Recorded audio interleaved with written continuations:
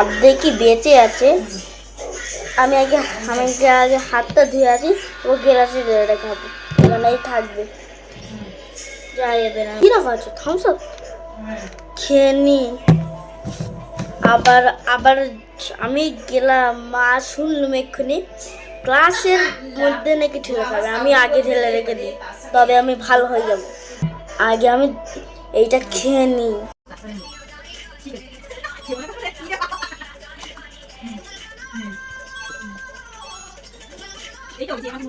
ঘরে গ্লাসটা রাখা আছে, এখান থেকে ঘরে যাই,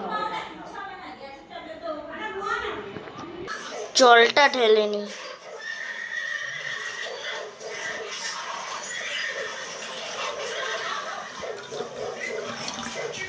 জল ঢালা হয়ে গেছে, এইটুকুনি তো ছিল, মা বুঝতে পারবে না, ভাববে ওখানে কেউ ঢেলে রেখে গেছে কি খাওয়ার জন্য। তারপর এসে দেখবো আমি তো আগে খেয়ে নিয়েছি।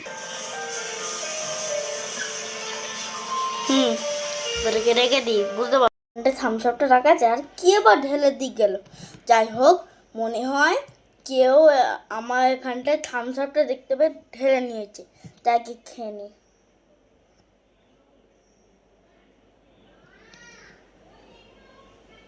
কেমন একটা যেন খেতে লাগছে যে, আর একবার খেয়ে দেখি তো।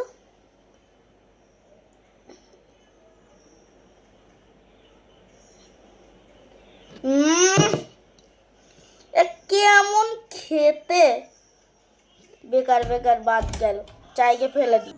খেলা হয়ে গেছে, এবার চল যাই, নষ্ট হয়ে গেল বেকার খাবারটা।